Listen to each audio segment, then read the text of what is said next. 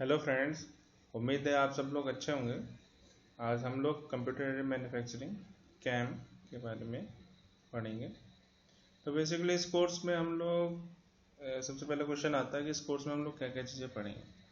तो इसमें हम लोग ऑटोमेशन के बारे में पढ़ेंगे, एनसी सीएनसी मशीन्स के बारे में पढ़ेंगे, उसके कंपोनेंट्स के बारे में पढ़ेंगे और एनसी सीएनसी प्रोग्रामिंग के बारे में पढ़ेंगे। इसके अलावा हम लोग इस कोर्स में कंप्यूटर इंटीग्रेटेड मैन्युफैक्चरिंग के बारे में पढ़ेंगे कि कंप्यूटर इंटीग्रेटेड मैन्युफैक्चरिंग मतलब कि आप कैसे प्रोडक्शन करेंगे, प्रोडक्शन सिस्टम में कैसे सीएनसी मशीन या ऑटोमेशन को यूज़ करेंगे। इसके अलावा हम लोग इस कोर्स में आर्टिफिशियल इंटेलिजेंस और रोबोटिक्स के बारे में पढ़ेंगे। तो सबसे पहली चीज़ हमारे पास क्वेश्चन ये आता है कि कंप्यूटर एडेड मैन्युफैक्चरिंग होती क्या, व्हाट इज कैम मीन। तो कंप्यूटर एडेड मैन्युफैक्चरिंग जैसे नाम से ही पता चल रहा है, यानी कंप्यूटर का यूज करके मैन्युफैक्चरिंग करना। ठीक है।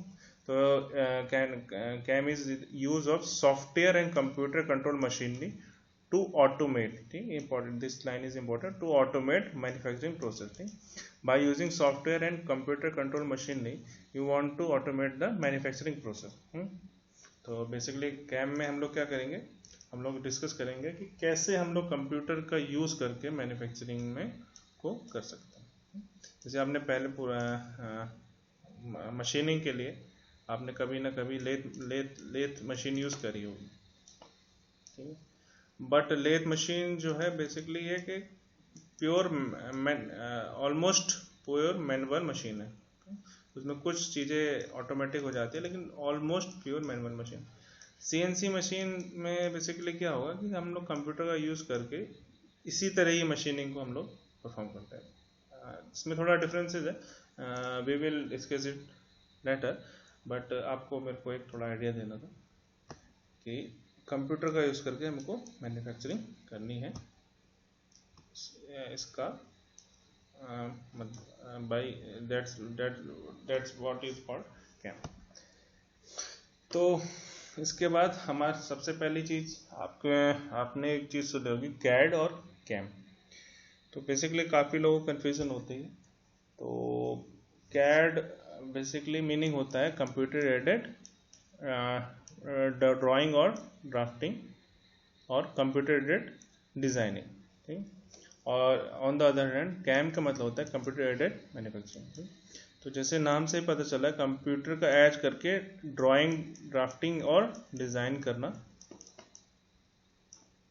ठीक, और on the other hand computer aided manufacturing में कंप्यूटर का यूज़ करके मैन्युफैक्चरिंग करना। ठीक, तो इसमें वही चीज़ बताई है, designing of the product through some designing software.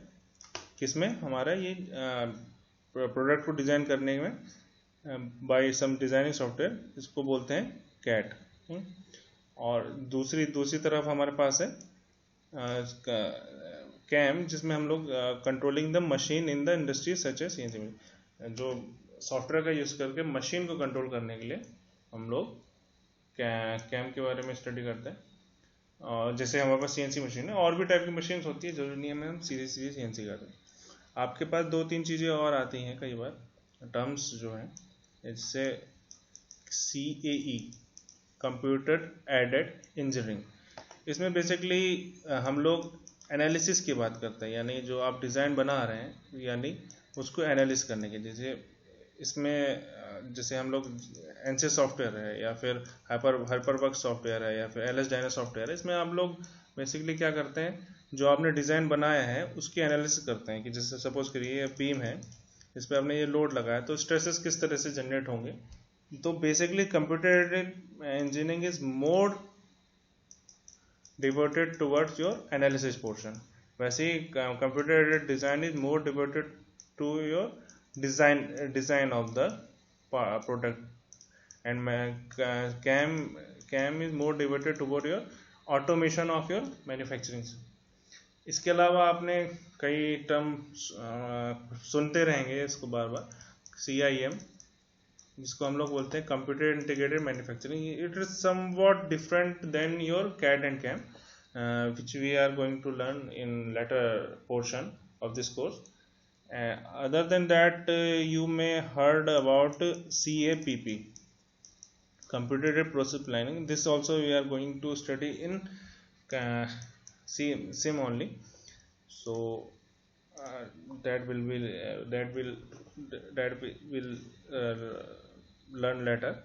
So basically इससे आपको बिल्कुल क्लियर हो गया होगा कैड और कैम में डिफरेंस क्या है. सिंपल सी है, कंप्यूटर का यूज़ करना और drawing and drafting, that is called CAD. And on the other hand computer का यूज़ करके मैन्युफैक्चरिंग करना, ऑटोमेशन, ऑटोमेटेड मैन्युफैक्चरिंग करना, उसको हम लोग बोलते हैं कैड. ठीक. तो यानी डिज़ाइनिंग के लिए कैड का यूज़ करते हैं और मैन्युफैक्चरिंग के लिए हम लोग कैम का यूज़ करते हैं. ये काफ़ी क्लोज है, ये बहुत डिफरेंसेस डिफरेंट, मतलब ये टेक्नोलॉजी काफ़ी इंटीग्रेटेड फॉर्म में यूज़ करी जाती है अभी, जिसके बारे में हम आगे देखेंगे.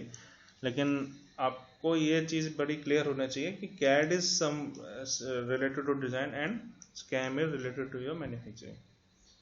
तो there are some key differences between CAD and CAM. First one is computer aided manufacturing will use a computer for transforming the elementary idea of the product into a detailed engineering design. elementary idea है, जैसे आपको कोई, आपके पास idea आया कि आपको एक piston बनाना है, तो उस एलिमेंट्री आइडिया को, जो पिस्टन आप बनाना चाहते हैं, उसको एलिमेंट्री आइडिया को अपने डिटेल इंजीनियरिंग ड्राइंग के डिज़ाइन उसमें डिज़ाइन में बना दिया, यानी आपसे उसको ड्राइंग बना दी, मॉडल बना दिया. तो ये जो चीज़ है वो आप कैड में करते हैं. On the other hand in CAM you want to automate the production task and control machine and system. मतलब आप जो प्रोडक्शन टास्क है उसको ऑटोमेट करना चाहते हैं और मशीन्स और सिस्टम को कंट्रोल करना चाहते हैं इन कैम. कैड में क्या क्या चीज़ें करते हैं आप? Basically define the geometrical model and translating the definition, interface design, analysis, algorithm, drafting, detailing and documentation. On the other hand आज हम लोग कैम में क्या क्या करते हैं? न्यूमेरिकल कंट्रोल प्रोग्राम लिखते हैं, interface, algorithm, inspection, process planning, it is very important portion, assembly and packaging. Process planning is somewhat a very vast topic in itself. इसके अलावा हम लोग कैम में हम लोग बेसिकली कंट्रोल क्या करते हैं? कंट्रोल और कोऑर्डिनेशन ऑफ फिजिकल प्रोसेस. देखिए एक चीज़ इंपॉर्टेंट यहाँ पे, बहुत इंपॉर्टेंट चीज़ आई है कि the CAM system requires control and coordination of the physical process. यानी आप जो फिजिकल प्रोसेस है उसको कंट्रोल करने की कोशिश कर रहे हैं, इक्विपमेंट को कंट्रोल करने की कोशिश कर रहे हैं, मटेरियल को कंट्रोल करने की कोशिश, लेबर को कंट्रोल करने की कोशिश कर रहे हैं. यानी आप जो फिजिकल चीज़ें हैं उसको कंट्रोल करने की कोशिश करें, इक्विपमेंट हो गया, मटेरियल हो गया, लेबर हो गया. जबकि प्रोडक्ट कैड में हम लोग क्या है, सीधे सॉफ्टवेयर से करेंगे. तो हम लोग इसमें सबसे पहली चीज़ कि आप जो कैड में चीज़ें करते हैं वो मेनली कंसर्न्ड होती है आपकी ऑन द सॉफ्टवेयर और कॉन्सेप्चुलाइजेशन एंड एनालिसिस तक. ठीक. इसके अलावा जो सॉफ्टवेयर पैकेजेस हैं, very famous software packages are AutoCAD, Autodesk Inventor, CATIA. It is very nice software. CATIA is very nice. AutoCAD is very nice and mostly used 2D for 2D drawing and drafting. On the contrary, the CAM softwares are like Siemens NX, PowerMill is very PowerMill, and Siemens NX is very nice software. SolidCAM, it is also very nice.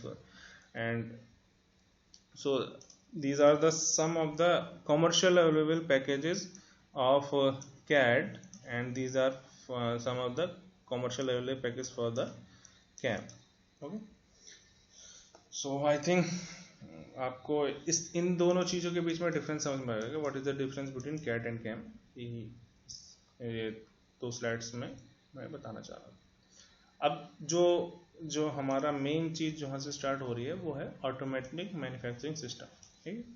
तो सबसे पहली चीज़ ये आती है कि automation का मतलब क्या, आप मतलब ऑटोमेशन समझते क्या? तो ऑटोमेशन को कई बार लेबर सेविंग टेक्नोलॉजी भी बोलते हैं. ठीक. तो हम लोग ऑटोमेशन में बेसिकली ये करते हैं कि जो हमारा जो भी टास्क है, ठीक है, वो हम लोग कम से कम ह्यूमन के इंटरवेंशन से परफॉर्म कर सकें. ठीक, एक बार इसको देख ले। Automation is trend of science and technology which will cause a process to be carried out होल्डली और पार्शली, ठीक है, होल्डली और partially according to the previously set programme without the intervention of human activity for its control. ठीक, कि जितना जैसे जरूरी नहीं है कि आपका ऑटोमेशन का मतलब ये हो कि आप पूरी तरह ही जो है मशीन से काम ले रहे हैं, और आप बिल्कुल ऑटोमेशन का ये मतलब नहीं कि आप पूरी तरह कंप्यूटर पे ही काम कर रहे हैं। ये चीज़ मैं आपको थोड़ा एग्जांपल से समझाऊंगा अभी, लेकिन उससे पहले एक चीज़ समझिए। देखिए, ऑटोमेशन का मतलब ये है कि आप कम से कम काम कराना चाहते हैं ह्यूमन से, ठीक है। इसी के बेसिस पे हम लोग कई बार टेक्नोलॉजीज को मैनुअल, सेमी ऑटोमेटिक और फुली ऑटोमेटिक में डिवाइड कर देते हैं। इसका क्या मतलब हुआ? इसका मतलब हुआ कि जो मैनुअल प्रोसेस है उसमें बिल्कुल भी ऑटोमेशन का यूज नहीं कर रहा, आप हर टास्क जो है मैनुअली कर रहे हैं। फुली ऑटोमेटिक में कोई भी ह्यूमन का almost non intervention. Semi automatic का थोड़ा काम आप जो है ह्यूमन के द्वारा करा रहे हैं, थोड़ा काम जो है आप जो है ऑटोमेशन के थोड़ा मशीनों के द्वारा कर रहे हैं। अब एक चीज़ आपके दिमाग में आ रही है, जब मैं ऑटोमेशन कर रहा हूँ तो इसका मतलब ये है कि मैं कंप्यूटर का यूज़ कर रहा हूँ, ऐसा कोई ज़रूरी नहीं। ऑटोमेशन का सिंपल से सीधे से मतलब ये है कि हमें कम से कम ह्यूमन का इंटरवेंशन चाहिए, ठीक। जैसे सबसे पहले कुछ एग्जांपल्स हैं, उससे पहले हम लोग कैरेक्टरिस्टिक्स ऑफ ऑटोमेशन देख लेंगे। कैरेक्टरिस्टिक्स ऑफ ऑटोमेशन में आप मतलब किसी चीज़ को कोई आपसे पूछे कि इसमें किसी मशीन को देख के या फिर आप किसी चीज़ को देख के कैसे कैसे बोलेंगे इसमें कितना ऑटोमेशन हुआ है या फिर उसके कैरेक्टरिस्टिक क्या है, कैरेक्टरिस्टिक ऑफ ऑटोमेशन। तो सबसे पहले कैरेक्टरिस्टिक ये है कि automation, first characteristic of automation है एबिलिटी टू मेक डिसीजन। सबसे पहली चीज़ कि ऑटोमेशन की पहली कैरेक्टरिस्टिक है कि अपने आप डिसीजन लेने की कैपेबिलिटी होनी चाहिए।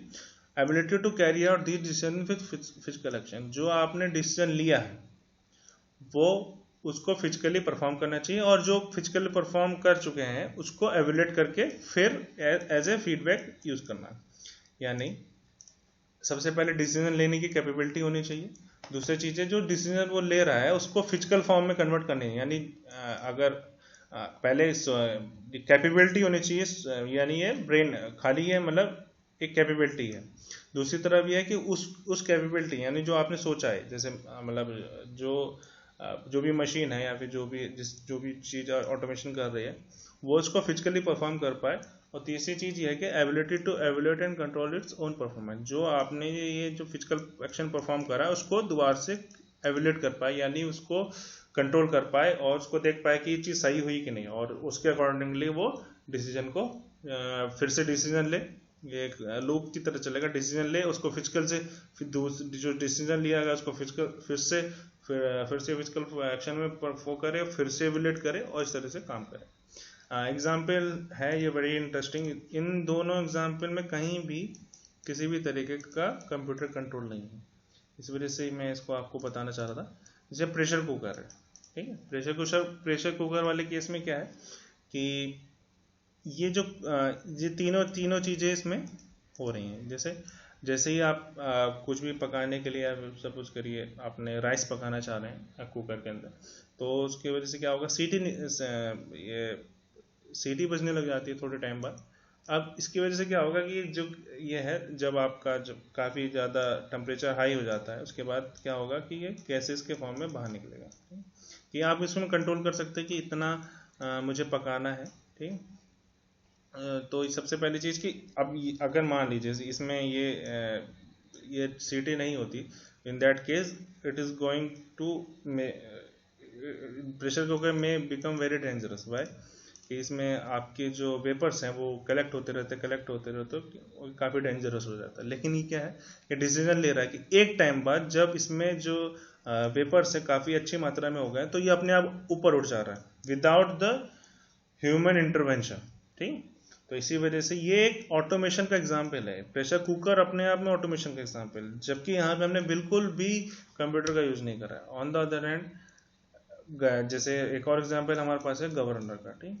तो आप जानते ही है ये फ्लाई बॉल गवर्नर है। इसमें जैसे ही एक लिमिट से ज़्यादा जो फ्यूल है या वो पास होने लगता है तो व्हीकल्स में, तो ये क्या करेगा, ये फ्यूल ज़्यादा होने की वजह से जो ये आपके ये तेज़ी से व्हील घूमने लग जाता है, और उसकी वजह से ये एक मात्रा से ज़्यादा फ्यूल को पास होने नहीं देता है। ये आपको जैसे प्रोसेस की पता होगी। तो जैसे ही आपने ज़्यादा फ्यूल निकल पड़ेगा तो ये जो फ्लाई बॉल्स हैं ऊपर की तरफ जाने लगती हैं, ठीक है, और ये जो थ्रोटल है उसको क्लोज करने लग जाती है। अब जैसे ये क्लोज होने लग जाएगा तो वैसे ही क्या होगा, यहाँ से फ्यूल की मात्रा कम होने लग जाएगी, और जैसे ही फ्यूल की मात्रा कम होने लग जाएगी इसकी स्पीड, ये व्हील की स्पीड भी कम हो जाएगी, और व्हील की स्पीड कम होगी तो ये जो फ्लाई बॉल्स है जो सेंट्रीफ्यूगल फोर्स पे काम कर रही है वो नीचे की तरफ होने लग जाते हैं। तो इसमें भी ऑटोमेशन ही हो रहा है, आपका ह्यूमन इंटरवेंशन है नहीं, ठीक है। तो एक चीज़ बहुत क्लियर चीज़ से समझने वाली है कि जरूरी नहीं है कि आप जब भी ऑटोमेशन की बात कर रहे हो तो उसमें हमेशा कंप्यूटर की बात हो रही है, ठीक। ये मतलब अब धीरे धीरे चीज़ें, हर चीज़ जो है कंप्यूटर ऑटोमेटेड होती जा रही है, लेकिन मतलब इसका बिल्कुल मतलब नहीं है कि ऑटोमेशन मतलब कंप्यूटर, ठीक। हाँ, लेकिन ज़्यादातर प्रोसेस में हम लोग अब कंप्यूटर का यूज़ करते हैं for the purpose of automation. लेकिन इसका वही चीज़ मैं फिर से बोल रहा हूँ कि ज़रूरी नहीं है कि सिंपल सीधी सी डिफिनेशन है इसकी कि we want to reduce the human assistance to perform the work. ये एग्जाम्पल्स हैं हमारे पास, प्रेशर कुकर का बनना, ऐसे बहुत सारे एग्जाम्पल्स हो सकते हैं। इसके बाद हमारे पास है what is automated manufacturing system.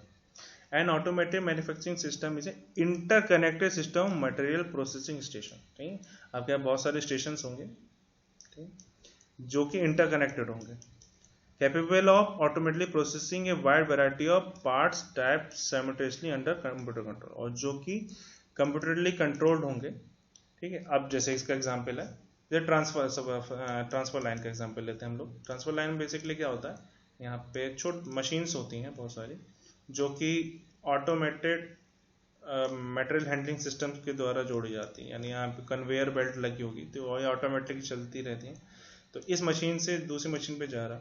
और ये इसमें ट्रांसफर लाइन का बेसिकली मतलब ये मशीन्स होती हैं, और ये एक स्टेशन हो गया, ये दूसरा स्टेशन हो गया, यहाँ पे कुछ टास्क परफॉर्म हो रहा है, यहाँ पे कुछ टास्क परफॉर्म हो रहा है, यहाँ पे आपने वो लगा दिया, बेल्ट्स लगा दिए मटेरियल हैंडलिंग के लिए, कुछ भी हो सकता है। ये AUVs भी यूज़ करते हैं कई बार, और या फिर बेल्ट्स लगा सकते हैं, या फिर और भी ऑटोमेशन कर सकते हैं। तो बेसिकली मतलब ये है कि आपका पहले स्टेशन से दूसरे स्टेशन तक कंपोनेंट गया बाय यूजिंग मटेरियल हैंडलिंग, और यहाँ पे भी ऑटोमेशन का यूज़ हो रहा है, यानी यहाँ पे भी ऑटोमेटिक काम होने की कोशिश हो रही है। अब इसमें एक चीज़ है, और ट्रांसफर लाइंस में बेसिकली एक चीज़ ये चीज़ होती है कि ये जो पार्ट फैमिलीज हैं, यानी पार्ट फैमिलीज के बारे में आगे पढ़ेंगे, पार्ट फैमिलीज मतलब एक सिमिलर टाइप ऑफ पार्ट्स को बोलते हैं। तो पार्ट बहुत ही small type of part family को हैंडल कर सकता है, ठीक। बेसिकली ये है कि आपके पास बहुत सारे स्टेशन हैं जो कि इंटरकनेक्टेड है by material process material handling के द्वारा, ठीक है। और ऑटोमेटिक इसमें जो है टास्क जो ऑटोमेटिकली परफॉर्म हो रहा है, ये जो है मटेरियल हैंडलिंग भी ऑटोमेटेड हो रही है। तो दे परफॉर्म सच है प्रोसेसिंग, इसमें प्रोसेसिंग, असेंबली, इंस्पेक्शन और मटेरियल हैंडलिंग सब आता है। तो इसके जो एग्जांपल्स हैं, ऑटोमेटिक असेंबली सिस्टम, जब आप चीज़ों को असेंबल करना चाहते हैं तो ऑटोमेटिक असेंबली सिस्टम का यूज़ कर सकते हैं।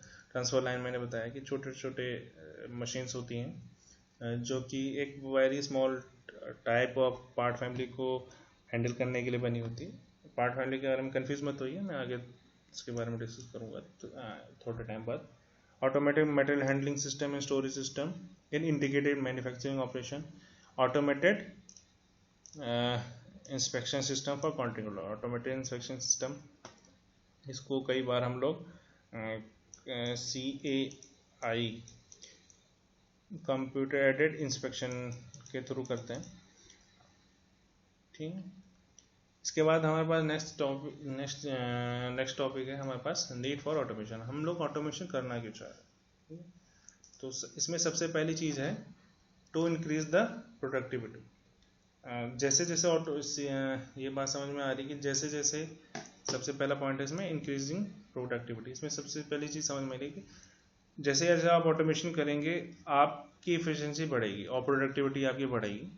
यानी आप जो labour for the given labour our के लिए आपको ज़्यादा से ज़्यादा आउटपुट मिलेगा। ठीक है, यानी प्रोडक्टिव मतलब इफिशिएंसी हो, बेसिकली इफिशिएंसी मतलब है कि फॉर द गिवन टाइम और other things the productivity is going to increase, that's why you want automation। ठीक, सेकंड पॉइंट है हाई कॉस्ट ऑफ लेबर। अब देखिए जैसे जैसे ये जो प्रॉब्लम है high cost of labour, basically ये एडवांस नेशंस के लिए, जैसे यूएसए हो गया, वहाँ पे लेबर कॉस्ट बहुत हाई, ठीक है, as compare to India. India में लेबर कॉस्ट काफ़ी कम है, ऐसे ही सिमिलरली चाइना। तो बेसिकली कंपनीज क्या चाह रही हैं कि उनको जो लेबर कॉस्ट है वो कम, जैसे यूएसए है वहाँ पे लेबर कॉस्ट जो है काफ़ी ज़्यादा हो गई है, इंडिया में चलिए अभी कम है, चाइना में कम है। इस वजह से प्रोडक्शंस जो हैं जो यूएसए है और दूसरी एडवांस कंट्री है वो चाहती है कि प्रोडक्शन हमारा इन कंट्रीज़ में हो ताकि हमारे लेबर कॉस्ट जो है वो कम से कम हो। लेकिन जैसे जैसे लेबर कॉस्ट बढ़ रही है, टोटली बढ़ रही है, और खासकर मान लीजिए मैं प्रोडक्शन आप करना चाहते हैं यूएसए के अंदर, तो आपको हाई लेबर कॉस्ट देनी पड़ेगी। इससे बढ़िया है कि आप में ऑटोमेटेड मशीन लगा दें जिसमें ह्यूमन इंटरवेंशन कम हो, तो इससे आप जो लेबर की कॉस्ट है उसको बचा पाएंगे। तीसरी चीज़ है हमारे पास लेबर शॉर्टेज की। लेबर शॉर्टेज ये हमारे इंडिया के पर्सपेक्टिव से इतना ज़्यादा बड़ा इशू नहीं है, लेकिन एडवांस कंट्रीज़ में लेबर शॉर्टेज एक बहुत बड़ा इशू है। जैसे वेस्ट जर्मनी में एक टाइम पे बहुत दिक्कत हो रही थी कि उनको लेबर्स की, उनको इंपोर्ट करने पड़ते थे लेबर्स बाहर कंट्री से ताकि वो कुछ काम कर सकते। In that case we automate the things and we can cope up with the labour shortage problem. मतलब आप उसको जो है इस प्रॉब्लम से, लेबर शॉर्टेज की जो प्रॉब्लम है उससे बाहर आ सकते हैं by using automation. Trend of work force toward service sector. देखिए ये बहुत अजीब सी चीज़ है, एक डाटा बताना चाह रहा हूँ इसमें। जैसे यूएसए में 1947 में 30% ऑफ द लेबर, मतलब 30% of the workforce is employed in the manufacturing sector. By 1986 it decreases to your 20%, and it is estimated that by 2020 or between 2000 and 2020 the workforce in the manufacturing sector is about 2%।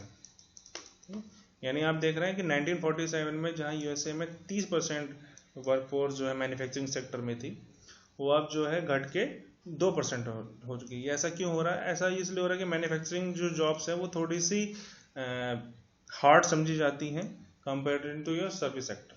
ठीक है, और जैसे जैसे government jobs हो गई, ये सब चीज़ें आ रही है, तो मैन्युफैक्चरिंग सेक्टर से लोग जो है धीरे धीरे सर्विस सेक्टर में जाना पसंद कर रहे हैं। इस वजह से हमारे पास लेबर की शॉर्टेज हो रही है, और जिसकी वजह से हमें ऑटोमेशन जो है हमारी हेल्प कर सकता है। जो नीड फॉर ऑटोमेशन और रीजन फॉर ऑटोमेशन ये कर सकते हैं। इसके अलावा सेफ्टी भी एक बहुत बड़ा इशू है। जैसे मैन्युफैक्चरिंग सेक्टर में आप देखते हैं कि काफ़ी इन्वायरमेंट काफ़ी प्रॉब्लमेटिक हो जाता है कई बार, और सेफ्टी एक बहुत बड़ा कंसर्न रहता है मैन्युफैक्चरिंग प्लांट में। तो बाय यूजिंग ऑटोमेशन सेफ्टी को हम लोग काफ़ी हद तक बढ़ा सकते हैं, क्योंकि जैसे ही आप ह्यूमन असिस्टेंस कम होगा, यानी जो लोगों की ज़रूरत कम होगी, तो ऑटोमेशन ज़्यादा होगा, तो सेफ्टी भी धीरे धीरे बढ़ जाएगी। क्योंकि लोग ही नहीं है तो उनको सेफ्टी की ज़रूरत नहीं है, मशीन को तो इतनी सेफ्टी की ज़रूरत पड़ती नहीं। इसके अलावा में high cost of raw material. ये high cost of raw material से मतलब ये है कि जैसे ही आपका रॉ मटेरियल का प्राइस हाई होगा, आप ये नहीं चाहेंगे कि वो जो है वेस्ट हो जाए मटेरियल, ठीक है, एज ए स्क्रैप। यानी क्योंकि आप जब ऑटोमेट करेंगे चीज़ों को तो स्क्रैप कम निकलेगा, क्योंकि वो आपकी जो मशीनिंग होगी या फिर जो भी चीज़ आप करना चाह रहे हैं प्रोसेस होगी, वो कम से कम वेस्टेज यानी स्क्रैप को जनरेट करेगी, और कम से कम जनरेट करेगी तो वो जो है ज़्यादा से ज़्यादा एज ए रॉ मटेरियल जो है यूज़फुल यूज़ हो जाएगा। ठीक है, तो आप जितना ज़्यादा यूज़ हो जाएगा उतना ज़्यादा आपके लिए आप बचा पाएंगे वेस्टेज ऑफ द मटेरियल। और जैसे जो जो जो चीज़ रॉ मटेरियल्स का हाई होता है उसमें ऑटोमेशन लाने का फ़ायदा है। इम्प्रूव प्रोडक्ट क्वालिटी, अब मैनुअल से कंपेरेटिवली प्रोडक्ट क्वालिटी जो है ऑटोमेशन की हाई होती है। इसके अलावा reduce manufacturing lead time, manufacturing lead time आप क्या कहते हाँ, मैन्युफैक्चरिंग लीड टाइम को आप इस चीज़ से समझ लीजिए कि आपने लीड टाइम का मतलब समझिए पहले। लीड टाइम मतलब ये हुआ कि जब किसी कस्टमर ने ऑर्डर दिया और उसके बाद उसको वो प्रोडक्ट मिल गया, इसके बीच का जो टाइम है उसको हम लोग बोलते हैं लीड टाइम।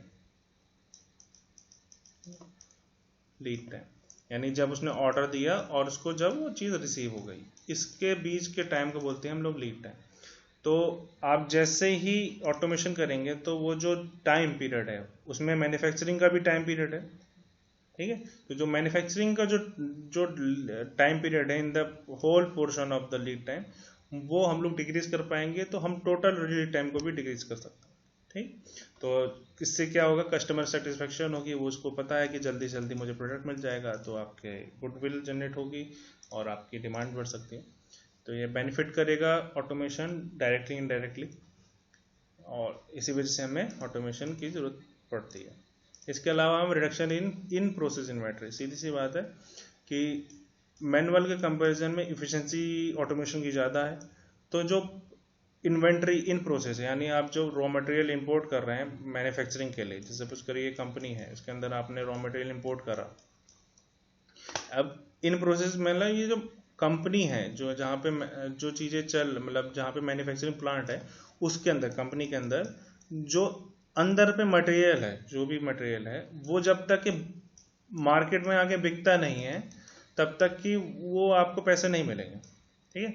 तो ये क्या करें, जब तक कि ये इस कंपनी के अंदर है तब तक के लिए वो एज ए, आपने पैसे तो इन्वेस्ट कर दिए लेकिन आपके पास उसका बेनिफिट नहीं है, ठीक है। तो वो आपका जो पैसा है वो आपका काफ़ी हद तक ब्लॉक हो गया। तो ये जो प्रॉब्लम है वो कैसे आप शॉर्ट कर सकते हैं, जो इन प्रोसेस इन्वेंट्री, यानी जो आपकी इस कंपनी के अंदर इन्वेंट्री है, यानी प्रोडक्ट है या फिर मटेरियल है, उसको आप जो है कम से कम रखें ताकि आपका पैसा कम से कम ब्लॉक हो पाए, क्योंकि वो जब तक कि इस कंपनी के अंदर रहेगा तब तक तो वो पैसा ब्लॉक्ड।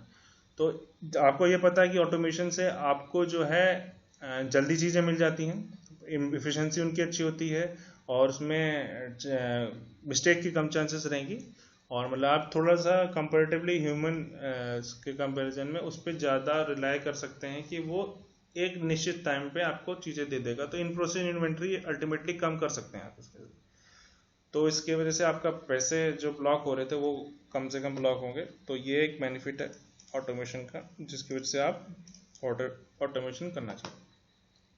इसके अलावा एक बहुत इंपॉर्टेंट पॉइंट है, high cost of not automating. एक मैं हाइपोथेटिकल एग्जांपल लेता हूँ। सपोज करिए इंडिया है और दूसरी तरफ चाइना है। चाइना ने पूरी तरह से सपोज करिए ऑटोमेशन कर दिया और दूसरी तरफ इंडिया ने अभी 60% ऑटोमेशन पे गया। एग्जांपल ले रहा हूँ, ये कोई डाटा नहीं है, ठीक है। तो इन दैट केस चाइना के पास एडवांटेज है कि उसके पास ये सारी चीज़ें अच्छी मिलेंगी और कॉस्ट भी कम पड़ सकती है, वो लीड टाइम भी जल्दी दे देगा, इन प्रोसेस का इन्वेंटरी कम पड़ेगी, इस वजह से वो चीज़ों को और ज़्यादा चीज़ें खरीद सकता है, सेफ्टी ज़्यादा होंगी।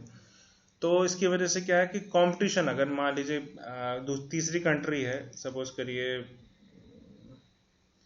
कोई तीसरी कंट्री है, उसमें कोई प्रोजेक्ट आया है कि मैं चीज़ ये चाइना से लूँ या फिर इंडिया से, तो ऑफकोर्स वो ये कोशिश होगी कि हम लोग चाइना की तरफ ज़्यादा जाए, क्योंकि वहाँ पे चीज़ें प्रोडक्टिविटी एफिशिएंसी ज़्यादा है, वहाँ पे पैसे कम लगेंगे और वहाँ पे क्वालिटी भी अच्छी मिलेगी, इससे सेफ्टी भी अच्छी मिलेगी। इस वजह से वो ये चाहेंगे कि हम लोग चाइना से प्रोडक्ट मंगाएं, क्योंकि वहाँ पे ऑटोमेशन ज़्यादा है, ठीक है। तो आप ये चीज़ समझ सकते हैं कि जैसे आप चाहे ना चाहें ऑटोमेशन आपको एक कॉम्पिटिटिव एज देता है। बस में ऑटोमेशन के थ्रू आप एक कॉम्पिटिटिव एज में रहती हैं comparison to your non automation में। इसी वजह से ये काफ़ी बड़ा इशू है कि हम लोग ऑटोमेशन की तरफ जाते हैं तो लेबर जो है हमारे वो अनएम्प्लॉयड होते चले जाएंगे। लेकिन अगर आप ऑटोमेशन नहीं कर रहे हैं तो इसका मतलब आप कंपटीशन बाहर हो सकते हैं। तो इस वजह से ये एक बड़ा ही पैराडॉक्स सिचुएशन रहती है किसी भी कंट्री के लिए, किसी गवर्नमेंट के लिए। तो इसके बीच में ट्रेड ऑफ करना पड़ता है कि कौन सी चीज़ हम लोग कितनी ज़्यादा ऑटोमेशन करें, कितनी ज़्यादा नहीं करें, क्योंकि ऑटोमेशन का खुद भी काफ़ी ज़्यादा खर्च होते हैं। ज़रूरी नहीं है कि ऑटोमेशन हमेशा करने से आपको बेनिफिट हो। कई बार क्योंकि आपको इनिशियल इन्वेस्टमेंट करनी पड़ती है, तो कई बार रिटर्न अगर नहीं मिला तो वो काफ़ी प्रॉब्लमेटिक हो जाता है। तो आई थिंक आज इस लेक्चर को ख़त्म करते हैं। These are the references and stay safe and stay healthy. Thank you.